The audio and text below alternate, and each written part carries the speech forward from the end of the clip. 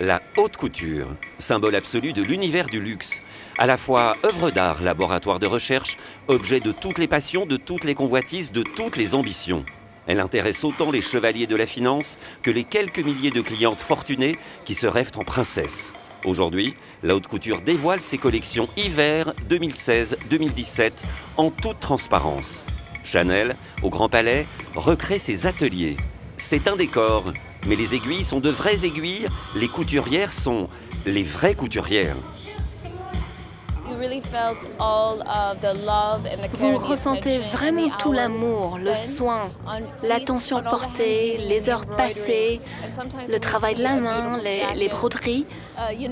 Quand on voit ces vêtements magnifiques, on a tendance à oublier tout le travail qu'il a fait exister. Cette collection, c'est vraiment un hommage à ces femmes.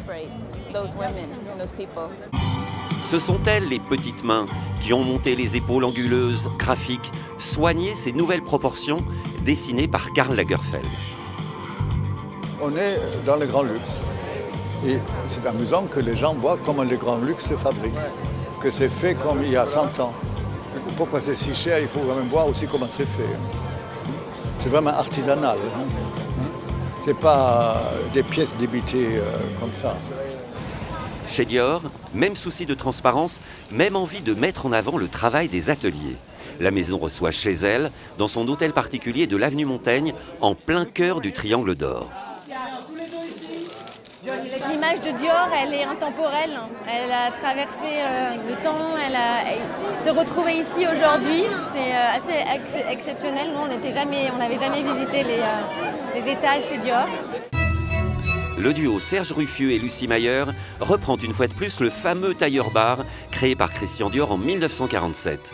Ils en ont gardé l'essence pour l'élever au rang d'œuvre d'art.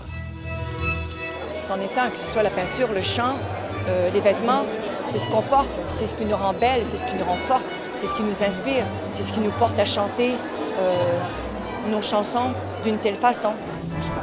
Pour Julien Fournier, l'inspiration est venue des théories quantiques. Mais ces textes scientifiques gardent les pieds sur terre, son travail d'équipe, point de salut. Tes équipes, eh ben, tu leur racontes des histoires et tu vois que tout ça bouillonne et puis tu as les assistants qui te rapportent des idées et puis d'un coup tu les redessines, tu les reverrouilles et puis tu les rebalances à des fabricants et puis tu regardes ce qui arrive et puis des fois tu n'es pas content, puis des fois tu es hyper heureux. C'est des histoires d'émotion, la haute couture. La haute couture, c'est la vie, c'est la liberté. Alexandre Vauthier reprend les courbes des tenues portées par les stars des années 50. Imaginez une Rita Hayworth décomplexée, prête à se fondre dans des robes courtes d'inspiration militaire. C'est peut-être militant plus que militaire, mais qu'est-ce qu'elles sont belles les femmes dans les vêtements d'Alexandre. Elles sont belles, ça se voit, elles ont le regard haut. C'est une collection qui est empreinte d'une culture très street finalement, qui est à la fois un mélange de ces imprimés camouflage que l'on peut voir dans la rue, qui sont mélangés avec des paires de talons aiguilles. J'adore cette association et cet équilibre en fait, que ça crée dans la silhouette, d'utiliser des choses qui sont presque du quotidien et les sophistiquer aussi à mort. Changement d'ambiance chez le japonais Yuima Nakazato. C'est une couture sans fil ni aiguille. Tous les modèles ont été conçus par des imprimantes 3D. Ces machines vont nous changer la vie. Alors les mannequins croisent leurs bras sous les vêtements et en portent de faux le long du corps. Dans la même veine, Iris Van Herpen explore aujourd'hui la cymatique, un phénomène scientifique qui permet de visualiser les ondes sonores sous forme de motifs géométriques. Certaines robes sont faites à partir de verre, recouverts de silicone liquide. On dirait de la peau mouillée. J'utilise différentes techniques. Et puis, il y a vêtements. La griffe néo-punk post-grunge, nouvellement labellisée haute couture, casse tous les codes.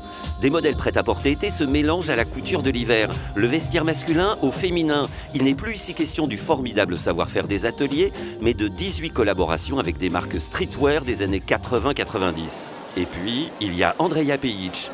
Elle avait commencé sa carrière en tant que mannequin androgyne. Elle est aujourd'hui exclusivement employée comme mannequin féminin. Là, je suis invitée. Demain, je travaillerai. Non, je voulais simplement... Aujourd'hui, le thème de la collection, c'est les cheveux rouges. Je suis blonde, alors je vais m'asseoir et regarder. Vous êtes devenue une vraie star. Vous aimez ça? Merci. Oui, ça paye les factures. Après un voyage au Japon, Jean-Paul Gaultier, le citadin, a compris que la nature pouvait être élégante.